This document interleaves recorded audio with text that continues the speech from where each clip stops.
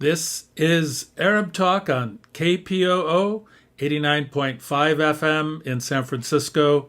This is Arab Talk with Jess and Jamal. I'm Jess Jamal. And I'm Jamal Dajani. Jamal, we have another great show today. We're continuing to broadcast from our shelter-in-place locations in Northern California. And to our listeners and our viewers from all over the world, you know, the coronavirus pandemic continues to worsen. Where we're broadcasting from in Northern California has been labeled by the governor of California, Gavin Newsom, as a hot zone. So we're broadcasting from a hot zone. Despite that, we're going to continue to bring Arab Talk to our viewers and our listeners. We have a great show today, Jamal, because we're going to be, despite the pandemic, pro-Israel forces continue to attack, pro-Palestine and pro-Arab activists on campuses, and there continue to be attacks within the academy. So we're going to be talking about that. We're going to be talking about some, basically some Republican politicians currently living and one who has passed who basically don't believe in the coronavirus or who don't believe in wearing masks. And of course, we're going to have interesting discussion, I think, about certain people in Hollywood who may be coming to terms with Palestine. But we also have a great interview today.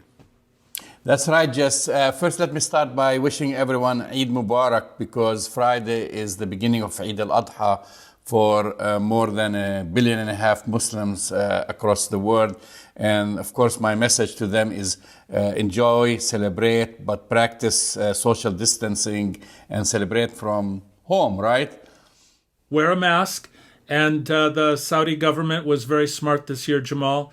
They're only allowed 1,000 people at a time to go into the Grand Mosque and be around the Kaaba at any one time. So it looks like the Saudi government has also got its act together a little bit, at least when it comes to the coronavirus.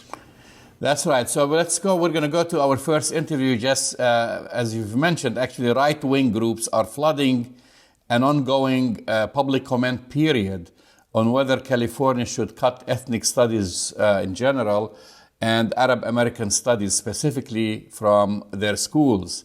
So there is a revised draft of the ethnic studies curriculum is scheduled to be reviewed by the state's Instructional Quality Commission on August 13th. And they've been bombarded by groups like AMCHA, groups like, hate groups telling them that they shouldn't approve it because the fact of the matter, they're against Arab American studies because there is a mention of Palestine. Of course. Besides, and there is a mention of Palestinian refugees and the Nakba and so forth.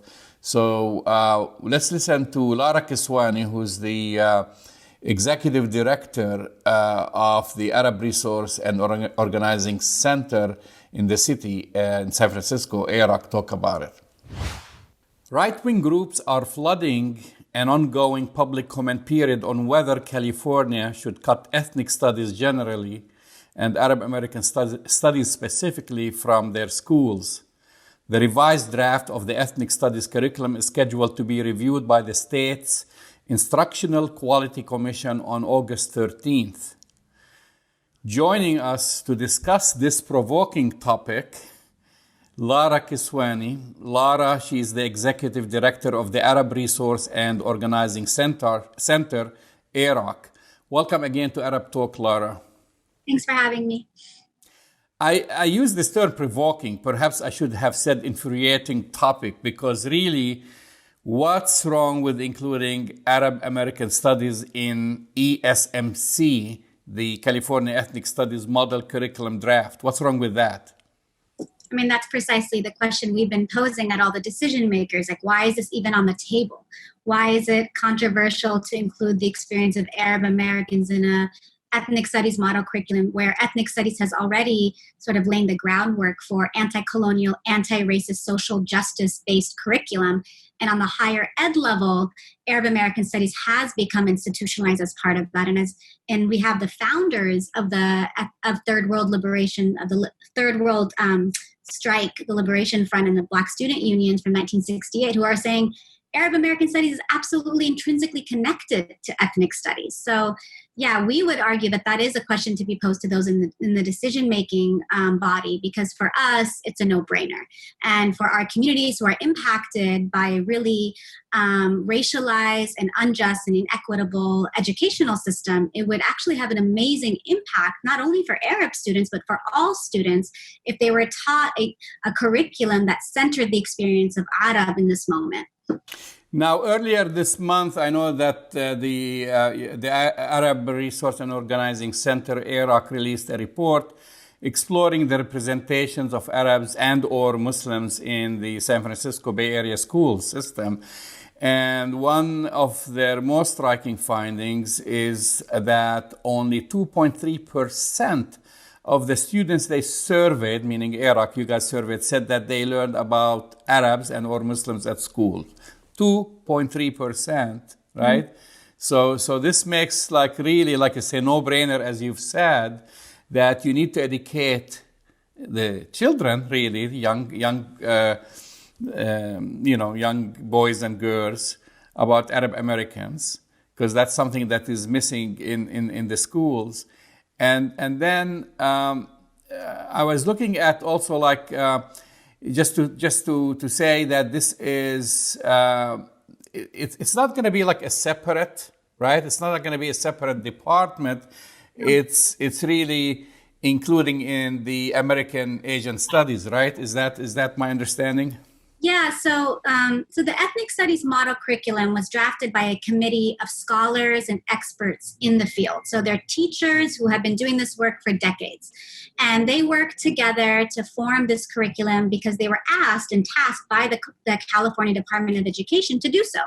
And when they developed this curriculum, they included Arab American studies under the rubric of Asian American studies.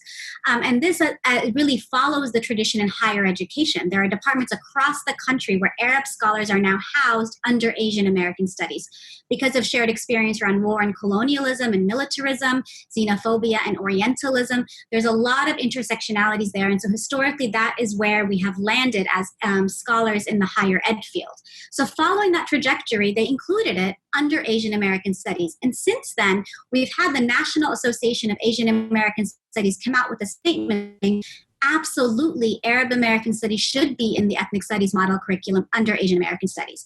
We've had the Third World Liberation Front and Black Student Union veterans of the strike who founded what is now called ethnic studies saying, absolutely, it should be included. Yet, what's happening is we have pro-Israeli interest groups and other right-wing groups who are now putting pressure on decision makers to do otherwise. So all those in the field who are experts and authorities on the matter have said this is how it should be, and this is why. And yet we still keep coming up against this argument that does Arab American Studies fit under ethnic studies? Is it taking away from the discipline itself and the integrity of the four areas? And we keep saying it doesn't, because it's actually not adding another area. It's expanding Asian American Studies to include Arab American Studies, and Asian American Studies scholars are saying that's where it belongs. So what's, I'm looking also about the campaign that has been mounted basically to stop including Arab American Studies, and there have been groups that describe themselves as civil rights organizations, and then when you look deeper at these groups, you find that you have right-wing, pro-Israel groups, often racist, and basically the same groups that have been trying to stifle the voices of Arab Americans on college campuses, censor Palestinian students from their First Amendment to criticize the occupation by Israel and so on. It's just like I was looking at this whole list. I mean, am I missing something? I mean, am I missing something? Or this can because it could be very deceiving. Including there was an article in the San Francisco Chronicle, which I was surprised. Really, I was very disappointed that allowed AMCHA, one of these groups, basically, to write an op-ed about this topic when it is well known. We now have all the facts. Who funds AMCHA? They're in the same category as Campus Watch, the same category of all these hate groups. And yet they're allowed a platform to, and basically what I was looking at it, and this is maybe that what I want you to explain, is they're saying by including Arab American Studies, it's going to promote anti-Semitism. How's that? I mean, where does this come from? That comes from Islamophobia and racism, anti-Arab racism. Time and time again, we have to prove that fighting for our dignity and liberation, that fighting for Palestinian human rights and self-determination is not quote unquote anti-Semitic. And we've told decision makers that that's not our argument to have to prove otherwise. It's actually a racist claim waged against us and that we should absolutely reject. And we shouldn't even warrant it with a response. I think the question at hand is, and you laid it out quite eloquently, is the opposition to including Arab American studies is very much centered around pro-Israeli interest groups. And it's precisely because you cannot talk about Arab Americans and the Arab American struggle without talking about one of the largest social movements in our region historically, which is the Palestinian struggle.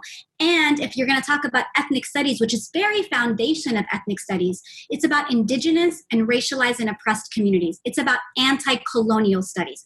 How can Arab American studies be taught without addressing the question of Palestine, the settler colonial occupation of Palestine? And so ethnic studies scholars have long, like before this ethnic studies model curriculum, been integrating the question of Palestine within their curriculum because it helps, as Dr. Angela Davis has said, understanding the struggle for Palestine and the occupation of Palestine, the settler colonial state of Israel, actually helps people in the United States understand racism more deeply.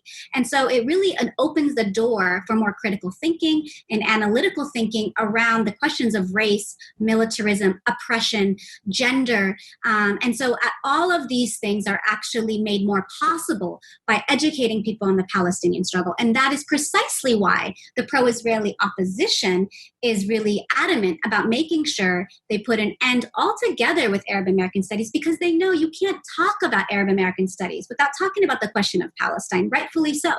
And for them, having educators actually bring to surface the real struggles of Palestinians and Arab Americans from the vantage point of Arab Americans and Palestinians, which is at the heart of what ethnic studies is. It's about self-determination, us determining what our stories are, what our narratives are, and how they should be taught. That is a threat to the status quo, let alone the Zionist institutions that are very much deeply committed to making sure they stifle any question of Palestine and any education on the topic, let alone in K through 12. We know as AROC, we've come up against this many times, just trying to get Arabic, and I know I've spoken about this on your show before, when we fought to get Arabic taught in San Francisco Unified School District. Who was in opposition to that? The pro-Israeli interest groups. Any way to build power in the Arab community is actually a threat to those who are insistent on making sure we continue to be marginalized, oppressed, and occupied. And precisely that being the pro-Israeli interest group. So we built a whole multiracial coalition around this, and we're hoping that the decision makers see what this is really about. Now, in the current curriculum for K through 12, Palestinians are only mentioned twice. Mm-hmm. I mean, that's as refugees, with no mention of why they became refugees, no mention of the Nakba, no mention of the Naksa. Like all of a sudden, they just kind of parachuted all over the world as refugees. So there's no mention of that. And then, of course, we can even take it further than this, because even like the discussion about human rights, about the discussion of apartheid, which, by the way, as you know, Israelis themselves are discussing this, and prominent Jewish Americans are recently, talking about it in op-eds and saying the situation on the ground is apartheid. Do you think that this is something what they're scared of, is to know the reality of what's happening on the ground in Palestine? I mean, if you Google alone ethnic studies model curriculum in Palestine or ethnic studies model curriculum, you're going to see a series of articles that claim the whole curriculum is about BDS. And what's interesting is, so they have been using the question of the curriculum around BDS as a target of Arab American studies. Now, what's interesting, first and foremost, is the curriculum on BDS is not even under Arab American studies. It's under social movements of the ethnic studies model curriculum as a whole, as it should be. How can you not talk about BDS as a social movement in this political moment? And so they're using that as a way to target the entire Arab American studies curriculum. So I would say, yes, it is an attempt to delegitimize any criticism of Israel. It is an attempt to ensure that Israel in the classroom is actually not discussed at all in any way other than how it's taught in social sciences, which we know in area studies when they teach about the Middle East or the Islamic Empire. That's all students today learn in terms of the experience of Arabs and Muslims in this country. And oftentimes, more than not, that curriculum is skewed, it's racist, it's Islamophobic, and it only, as Nadine Nebet often puts, it only invisibilizes us as the terrorist, hyper-invisibilizes as the terrorist or the threat, or completely invisibilizes us as anything else. So there's no in-between. And I know our Turak report, which I know you named it a little bit ago, about the youth-led survey that resulted in findings that were astounding. But I want to say that's more astounding is that we had youth lead that survey. So our youth program are the ones who developed the questions, who surveyed their peers in their classrooms. So imagine young people in and finding out information that their classmates only hear about Arabs and Muslims from social media, from YouTube, from Facebook. They don't know anything else about Arab Americans. And so for a young person to have to find that out themselves from their peers, and then to find out things like terrorist and oppressor and war are the main terms that come to mind when they think of an Arab or a Muslim.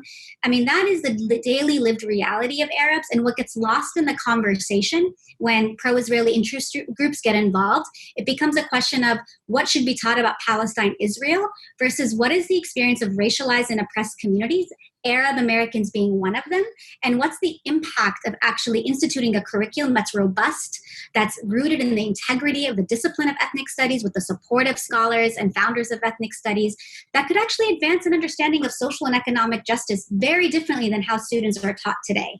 And that's the question on the table right now. This ethnic studies model curriculum, it's not just about removing Arab American studies. What we've been arguing and scholars have been arguing is if you do this, if you target Arab American studies and Palestine in totality, you're actually erasing and disappearing the struggle of the Third World Liberation Front and the Black Student Union of 1968 and what they actually fought for.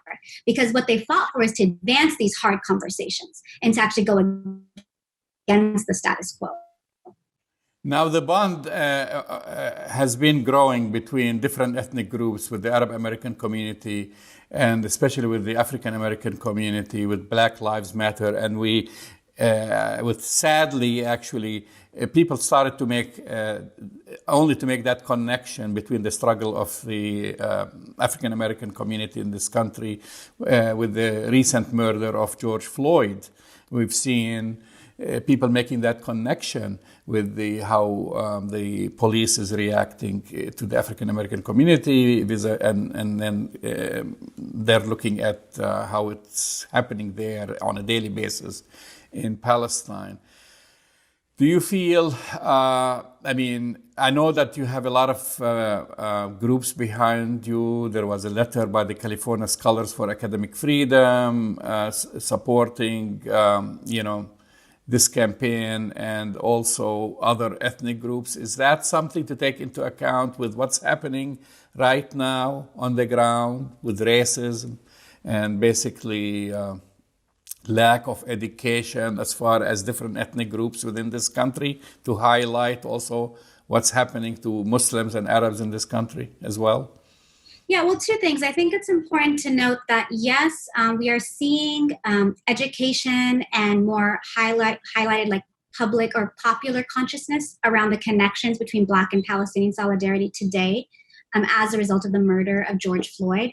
But we don't want to disappear the history, and I know you know this well, of Black Palestinian solidarity. That's the tradition AROC movement comes from, right? So the Palestinian liberation movement historically has always been informed by and very much shaped by the Black liberation struggle. So I just want to also remind our listeners here that this is something that's always been part and parcel of our understanding as Arabs in diaspora and as Palestinians, very much shaped and informed our politics. And we are hopeful and inspired by the fact that now the general popular consciousness has also started to make those connections in terms of those things. And so I think that is why we are seeing, for instance, the California Department of Education decide we're going to do a series of webinars on ethnic studies. We're going to focus in on this question because you can't turn a blind eye to racial inequalities. You can't turn a blind eye to structural racism in this moment. And the question of what kind of classroom we're going to come back to, right? And what is it that we want our students to be able to grapple with so that we can build a society that is better than what we're seeing today, right? Or hopefully transformed and quite different than what we're seeing today. So yes, absolutely. I think it's very much rooted in this moment in terms of the reason why we need to really ramp up our support for the ethnic studies model curriculum as a whole so it doesn't get diluted, and for the inclusion of Arab American studies precisely for the reasons you noted. So if we come out with a curriculum that they release in the coming days, a revised curriculum that they will interrogate on August 13th, that actually erases Arab American studies, what message does that send not only to Arab Americans, but to other marginalized and oppressed communities in this country, when the question that is just too controversial for pro-Israeli interest groups or for any political interest group for that matter, that they get to dictate, and specifically a white interest group essentially gets to dictate what is being taught about communities of color. That's really at the end of the day, that's what's happening. If this was about apartheid South Africa and a curriculum on the table about whether or not to talk about apartheid South Africa was being put to question, would a white organization, would a bunch of Afrikaners have the authority to go lobby our decision makers about do not include the question of apartheid South Africa? It's just too controversial and offensive to us. Absolutely not. That shouldn't have been the case, and it shouldn't be the case today. And that is really, at the end of the day, what we're grappling with. The question of Palestine often gets exceptionalized, as does the whole experience of Arab Americans. We know Arab Americans are not taught anywhere in the curriculum currently as it stands. It's not taught in social studies. It's not taught in English. It's not, unless you have an amazing teacher who's willing to really advance their classroom in a different way and take it upon themselves to do so. What this curriculum does is it offers teachers, well-meaning teachers across the state who want to do different, who want their students to understand racialized communities, indigenous communities differently, especially given this political moment, who are activated, tools to work with. Here's a model curriculum for you to use, including how to talk about Arab Americans. How can we not talk about Arab Americans in this moment with the Trump administration, with the Muslim ban, with the wars in our region, with hyper-militarization, with the increase of federal troops now coming to local cities where everybody's looking to Arabs to say, how do we understand this? Because we are the experts on this since we deal with this in our homelands and now dealing with it here.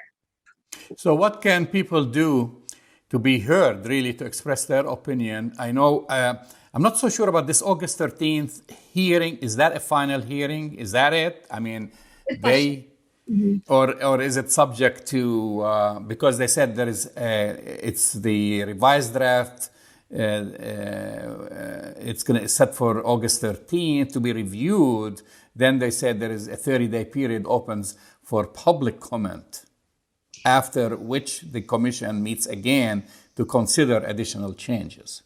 Well, the important thing for your viewers to know is that right now they are accepting public comment, and they were going to use that public comment to determine the revisions we're going to see on August 13th. So it's actually imperative that everybody across the country, we have a national petition that people can sign, and it goes directly to your local representatives as well as directly to CDE and registered as a public comment, to sign that petition because we want to register our support for Arab American studies and Palestine in the curriculum.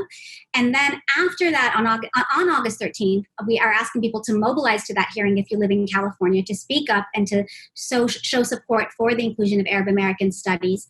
And then following that, the State Board of Education will then deliberate over revisions based on what they've heard from the community. So we want our community and our allies to be heard in this. And then decide on a final curriculum that will be brought to us later in September. So there will be multiple chances for us to ensure that our voices are heard, but we want to really put pressure on them now, because we know that really one of the most important points in this work is August 13th, when the IQC will deliberate on this question. And we've been waiting for this meeting for close to now 6 months because they keep putting it off. And so because of the public pressure that we've also garnered. So it's actually that much more important that we show up on August 13th. But prior to that, to go to savearabamericanstudies.org. That's savearabamericanstudies.org. And you can see where you can sign a petition. You can send a public comment directly. And then you can also learn more about what is the type of breadth of support that we have. Can you also get a letter of support from your organization or institution? And how can you plug into the campaign? Well, you've made it very easy, and I know I've received your email, I really thank you, and I appreciate your work on this and many other issues. But I also recommend to our listeners on Arab Talk on KPO San Francisco 89.5 FM to go to the AROC website to get more information about this. And also I want to, hopefully we'll get enough people to respond to make this campaign count, really. Thank you so much for covering this important topic. And definitely, please go to the websites to learn more and plug in. Thank you, Lara. Hopefully, we'll talk very soon in person. I forgot to mention, we're both sheltering in place in Northern California because we listen to science. Absolutely. Here in my kitchen. That was the voice of Lara Kiswani, Executive Director of AROC, Arab Resource and Organizing Center here in San Francisco, Jamal. And, it doesn't matter that there's a pandemic. It doesn't matter that there's world economic collapse. The right-wing extremists and pro-Israel forces will never miss an opportunity to attack Arab, American, or Palestinian issues within our school systems, whether it be at the high school level or at the collegiate level or at the postgraduate level. They never cease to attack. So although I'm not surprised by this, Jamal, the kind of intensity seems really, misplaced, especially right now. That's right, Jess. And it's just, this is an ongoing battle, like you said. It's on college campuses, and this is moving into classrooms. I mean, we're talking about children, elementary schools, for example, AROC did a survey in the Bay Area about how much, young boys and girls know about Arab Americans, and they know very little. Less than 3% answered that they actually know about it. So, of course, this is a very much needed thing to teach, especially in this current atmosphere of Islamophobia and Donald Trump and whatever, through education. Yet again, they face this obstacle and this campaign by most of these groups who kind of put this facade that they are human rights organizations or civil rights activists, and most of them are basically well-known hate groups in any form and shape. And well, that's exactly. It's really sad, but that's the reality of things that have been going. We're just gonna keep educating people about this topic and talking about it. And Arab Americans are not gonna disappear, Well, let's just look at it from a broader perspective. Why shouldn't students at any level, Jamal, in the public school, private school, elementary, middle, high school, collegiate level, why shouldn't they have a broad education about global affairs? And when it comes to global affairs and diversity within this country, all over, Arab Americans make up a very substantial aspect of that diversity. And of course, representing, large segments of, the Middle East. So the idea that bringing Arab voices to the classroom at all levels is kind of, activating these right-wing extremists. And I have to say, some of these extremists, Jamal, were labeled as domestic terrorist organizations by the Southern Poverty Law Center. I mean, these are really extreme groups. Again, most of them pro-Israel. They do not want any aspect of humanity or reality representing Arab Americans to be portrayed at any level in our school system. It's pretty disturbing. It is. So we're gonna follow up on this topic. Obviously, we've been talking about it on different levels before with Dr. Rabab Abdel Hadi on several of our shows and interviews on college campuses. Now they're taking the battle to elementary schools, so we'll keep an eye on it. So just today, this is something we've been talking about. We've been kind of kidding about. Trump woke up early this morning and put this tweet, which I'll be reading from his Twitter feed. And he says, with universal mail-in voting, not absentee voting, which is good, between brackets, 2020 will be the most, and this is all in caps, inaccurate and fraudulent election in history. It will be a great embarrassment to the USA. Delay the election until people can properly, securely, and safely vote. So throwing this idea that we should postpone the election. I have three things to say about that, Jamal. One, it's another distraction from the reality of the completely catastrophic failure of Trump and his administration to adequately manage the coronavirus pandemic. So people are going to get inflamed about this outrageous comment. Number two, that statement comes from an individual who's clearly scared about the upcoming election. And three, breaking news for Donald Trump, it's not the president's decision to delay the election. Only Congress has the authority within our Constitution to do that. And it was interesting to me today, even the Republican lapdogs who support Trump all the way, many of them came out to criticize this comment, Jamal. It's completely outrageous. And frankly, I think it's a distraction technique because when we talk about what's happening with the pandemic and his catastrophic failure resulting in so many Americans getting sick and having died, this is, in my mind, nothing but a distraction. And today, it's funny, it comes on the date or on the day when they announced that our economy basically shrunk by 30%, one third, and all of a sudden he throws this in the midst. And you're absolutely right. We're both not constitution attorneys, but I think I've read the Constitution more than Donald Trump. And the 20th Amendment, as far as I remember, requires the President of the United States, POTUS, to leave office by noon on January 20th. That's right. One. And then the other part, the statute, then you have that the elections, the presidential, should be held, and this is on Tuesday next after the first Monday in November. This is something that's written in the Constitution. Yeah. And I was like trying to look like what kind of how can he delay the election? The only thing that I'm worried about, and we didn't have enough time to invite a constitution attorney, is declaring an emergency. That's right. Emergency power, and if he could do that, but based on COVID, when people now and with technology, we're conducting business, we're talking like you and I are talking from distance apart. People can vote by mail, absentee ballot. We've been using absentee ballot for ages. The U.S. armed forces all over the world, they vote. They vote from battleships in the Pacific. They vote from Germany, in Europe, etc. And then he's trying to create this emergency. I mean, we're not in World War III unless he creates World War III.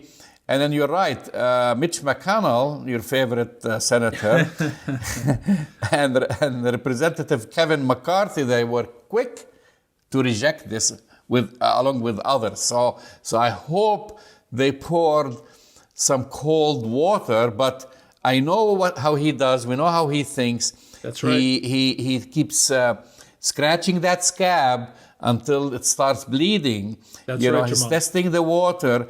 And then maybe 35% of the population or the voters in this country will say, yeah, that's a great idea. He's testing his base for now. So here's my concern, and I mentioned this last week on the show, Jamal. The Trump administration has enlisted the efforts of John Yoo. John Yoo is the infamous UC Berkeley Hastings Law School professor who helped the Bush administration write a memo basically legalizing torture, which is illegal everywhere in the world. But they got John Yoo to write this really crazy legal opinion to get them to authorize what they call enhanced interrogation. It's been roundly criticized, condemned, not only nationally, but internationally. So guess who the Trump administration has been consulting with recently? None other than John Yoo. So I do believe that they're looking for constitutional justification for somehow using the executive power of the office of the presidency to do some crazy stuff around the election. Maybe they won't delay it, Jamal, but I think something crazy is on its way, because if Donald Trump sees everything that we're seeing, everything that the rest of the country is seeing, that he's so far behind in the polls, we have to expect that he's going to try to do something crazy. Well, every poll so far puts him at 10 to 12% disadvantage. Exactly. And some put even the gap is wider with other polls, but every single poll, and it has been consistent for the past month or so. Right, but that was true with Hillary Clinton too, so let's not get too excited. No, I'm not, but I'm just saying, so I can see the panic button. Yes. I can see his brain is spinning, trying to find different excuses, ways, including not leaving office, including if he loses, he has an excuse to say he got cheated and all kinds of things, or dragging the case, if it's a close election, into the Supreme Court, like what happened between Al Gore and George W. If it's a close election, doesn't have to be that close, but if we're talking about maybe 1 percentage point, this can drag on. So they're setting, Absolutely. They're setting a plan. You're absolutely right. And I think this is by far the most dangerous, not alone, not that it's just crazy, but it's the most dangerous tweet that Donald Trump has tweeted thus far. Yeah, I think you're right, Jamal. And I anticipate that he's going to try to do something crazy. And, he has William Barr, the highest law enforcement official in the land, is the Attorney General of the United States, fully in his back pocket. William Barr gave an outrageous piece of testimony to the in the Congress a few days ago. It was outrageous, some of the things that he said. They asked Bill Barr, Jamal, is it absolutely wrong for the President of the United States to solicit help from a foreign entity? Yes or no? He couldn't even answer it unequivocally. He hesitated and hemmed and hawed. This is the highest law enforcement official of the United States. So you have Bill Barr, you have John Yoo, you have Donald Trump. That is a scary trio of musketeers, Jamal, who are cooking up something around the elections. I'm concerned about it too. You're listening to Arab Talk on KPOO San Francisco 89.5 FM. We're moving to the next topic, Jess. We've been talking about how more and more Jewish voices or formerly Zionist voices who supported Israel are speaking against Israel and calling it what it is, apartheid. And the most recently, of course, we spoke about Peter Beinart's article, and we've had guests talk about it recently. But the most outspoken, and of course these are celebrities now, figure that surface is the actor Seth Rogen. And Right. and then he was interviewed in Mondoweiss. And this is some of the words that he said. He said, Israel is ridiculous, antiquated, and based on lies about other people's land. Well, that's a pretty strong statement. But I have to say, then he also just mentions, and he also continues and said, and I also think that as a Jewish person, like I was, fed a huge amount of lies about Israel my entire life. You know, they never tell you that, by the way, there were people there. They make it seem like it was just sitting there. And I can say there were all the doors open, you know. Right. Well, okay, so I want to say the same thing to Seth Rogen that I said to Peter Barnhart. Excellent statement. Glad that you're beginning to open your eyes and see the reality.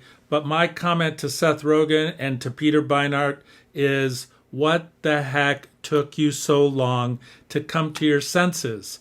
And I have to think that with Peter Barnhart, with Seth Rogen, as well as this emerging group of, liberal Zionists, Jamal, that we've been talking about, they are seeing the political writing on the wall. They are seeing that Israel has hitched its wagon with Donald Trump and white supremacy and racism and, they basically see, I think, that this is, the time to kind of speak out against it, which is great. I still think, hey, you guys, would you have done this if Obama was still the president? Would you do this if there was a Democrat in the White House? Come on. It's good, but, you should have done this a long time ago. Well, I agree with you. I mean, but I say better late than never. Okay, better late than never. So I'm taking it. I'm softer on this issue. You are a little softer. I see that. I see your point 100%.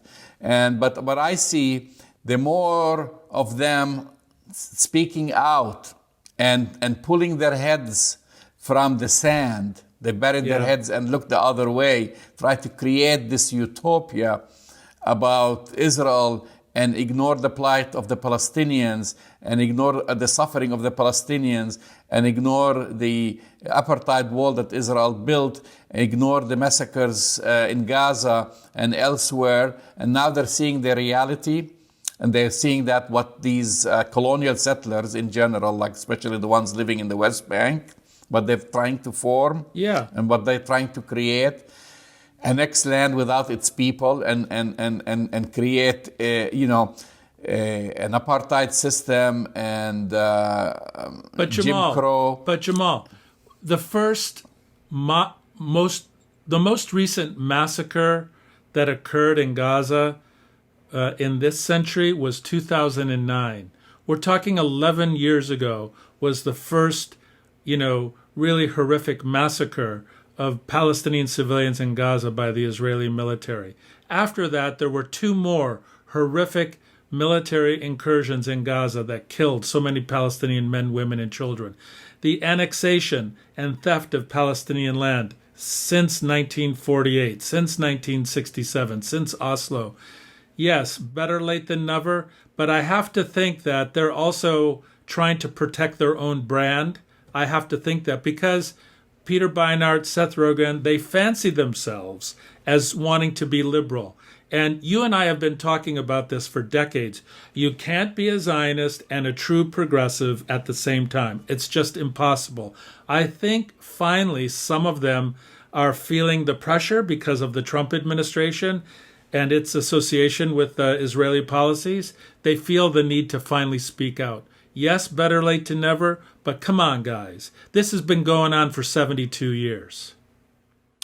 I'll take the better late than never, and I encourage the others who have been burying their heads in the sand to wake up and smell the coffee and start talking the truth.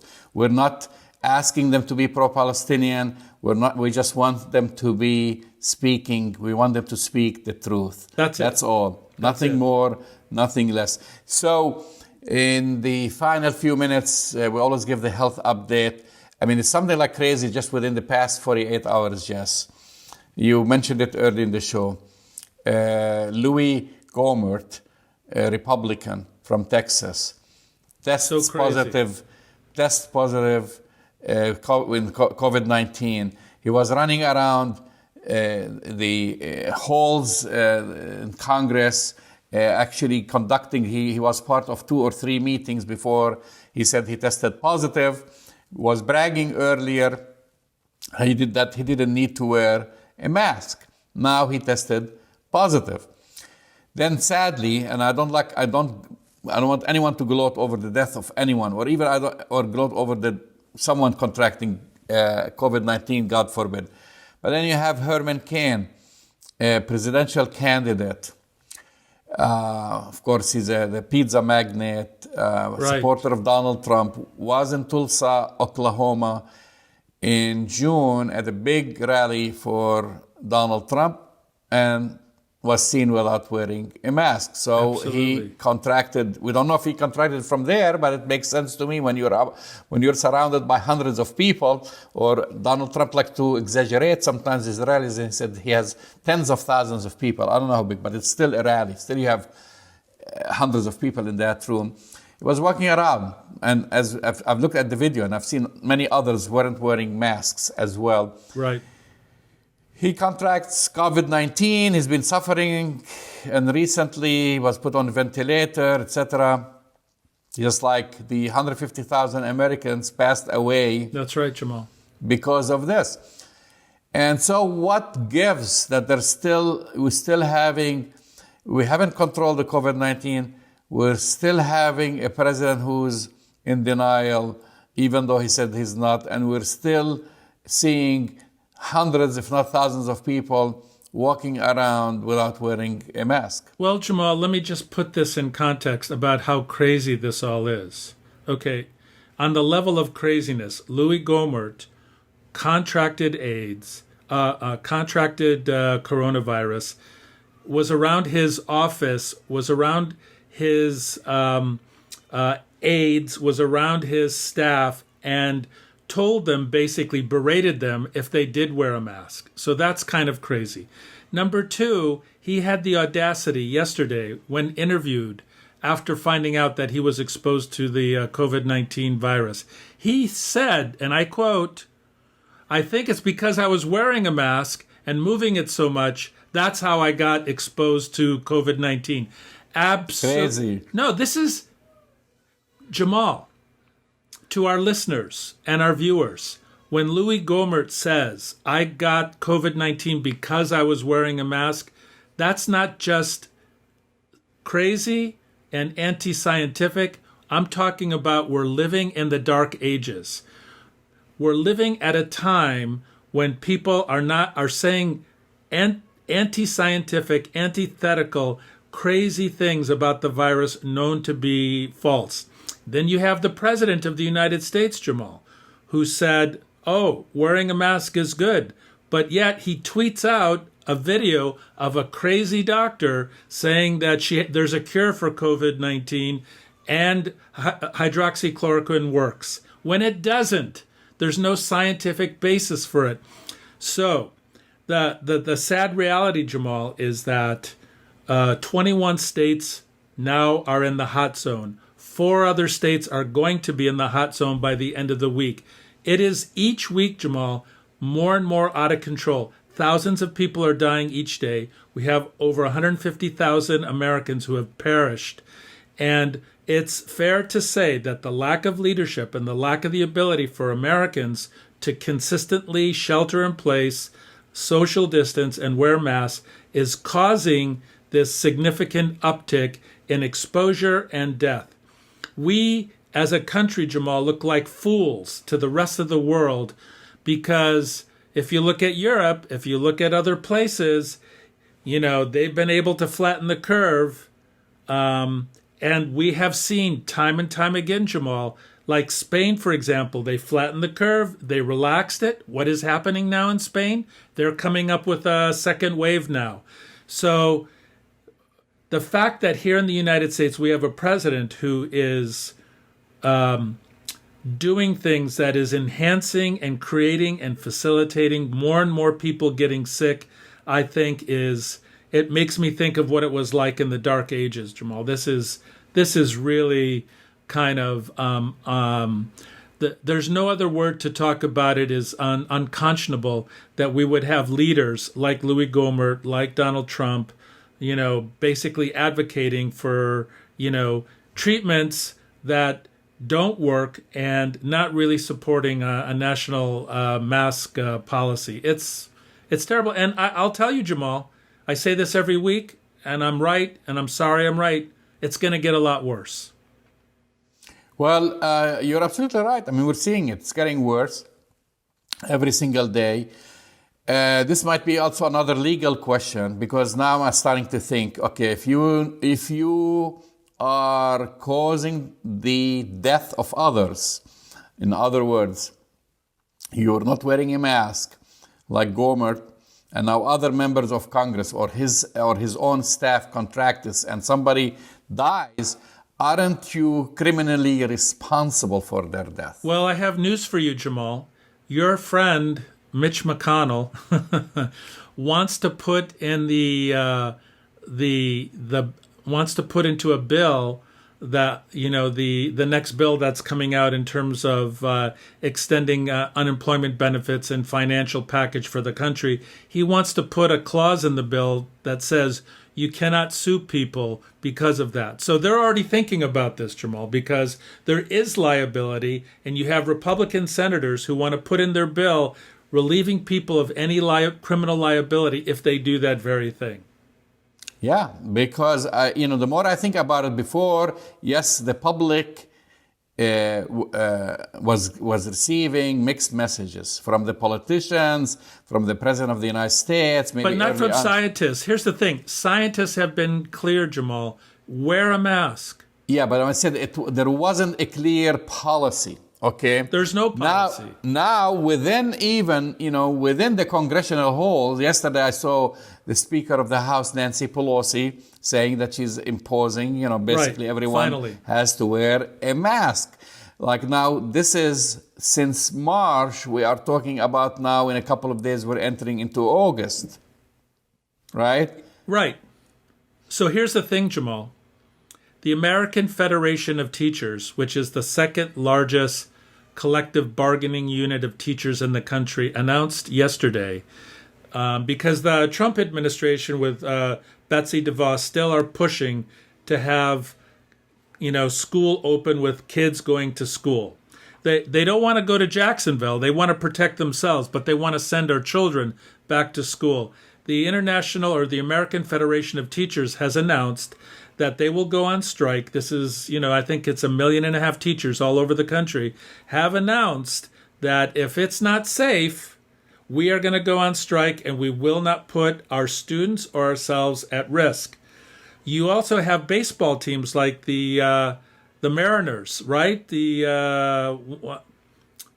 the Miami Mariners. That's right, of the Major League Baseball. They, 14 of their players have contracted coronavirus. They had to suspend their games. I don't know what Republicans are thinking, like Louis Gohmert and some of the other Republicans, but this is going to get worse. It's not going to get better. I don't think sports are going to be able to continue, Jamal. I'm sorry to say that. But I think given what happened with the Marlins and given what's happening in other sports, there's a good chance that sports will have to shut down too. Well, sorry about the bad news. We don't have good news to report on the coronavirus. Hopefully people will listen. But the good news is if you wear a mask, it does work. It works. Yeah. If you practice good sanitation, it works. So, I don't know what to tell people. I'm sorry about Herman Cain. I hope he rests in peace, man. But that picture of him in Tulsa sitting there laughing and joking without a mask, I found so troubling myself. It's a terrible story. Well, you've been listening to Arab Talk on KPOO San Francisco 89.5 FM. We also like to thank our viewers on YouTube and Facebook, and we will talk to you next week. See you next week.